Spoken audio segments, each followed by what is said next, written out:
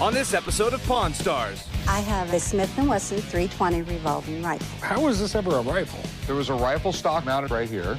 Okay. People who collect Smith & Wessons, this is the crown jewel right here. But as far as condition goes, it couldn't get much worse. But you're never going to have someone else walk in here with one of these. Got my collection of Teenage Mutant Ninja Turtle comics. Sweet. These are the originals. Just this one alone, worth $1,000. Tell me I'm gonna put this one right at your doorstep. All right. I'm a taxidermist, and I have a few items. How do you do this kind of stuff? You take their skin off with a knife. This is why I hate doing the night shift. You get strange stuff coming in. What kind of animal is this? I'm Rick Harrison, and this is my pawn shop. I work here with my old man and my son, Big Hoss. Everything in here has a story and a price. One thing I've learned after 21 years, you never know what is going to come through that door.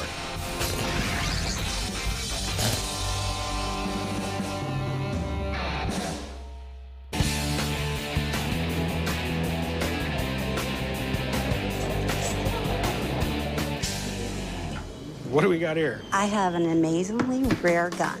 Amazingly rare. Yes. The Smith & Wesson 320 revolving rifle. They only made 977 of them.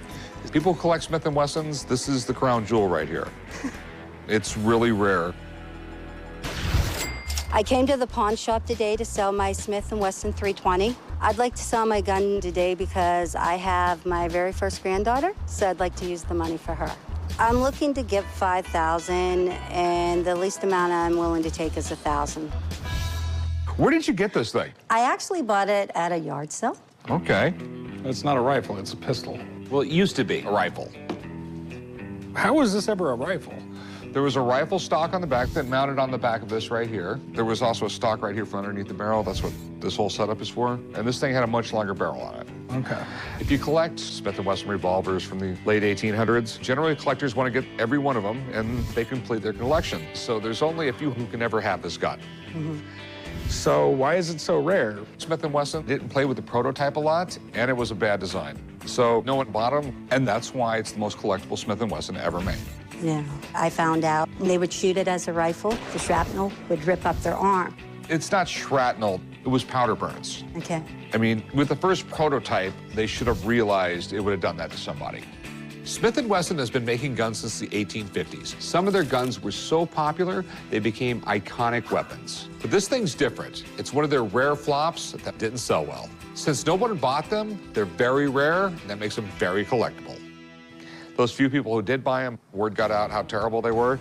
So basically you were stuck. You could turn it into a pistol, or you could use it as a hammer. Do you have the shoulder stock or any of the other parts for it? Unfortunately, I threw it away. You threw away the stock. Unfortunately, I did not know it went with that gun. You know the stock alone probably worth over $1,000? Oh my God, are you serious? Yeah. So you want to pawn or to sell it? Sell it. Okay. And how much did you want for it? I was hoping to get $5,000 for it. This is one of those things, you know, you got a really rare gun here, but as far as condition goes, it couldn't get much worse. Let me have my buddy come in and take a look at it. Let's get his opinion on it, and we'll go from there. Sounds good. All right. As a collector myself, I know that I'll pay good money for something that I don't have in my collection, even if the condition isn't great. But I'm kicking myself in my ass right now for throwing away that stock. Chum, you're working night shift tonight, right? No, I can't do it tonight. Recently, Chum has been training Olivia to work the night shift. I think he enjoys spending time with her, but she is way out of his league. Why can't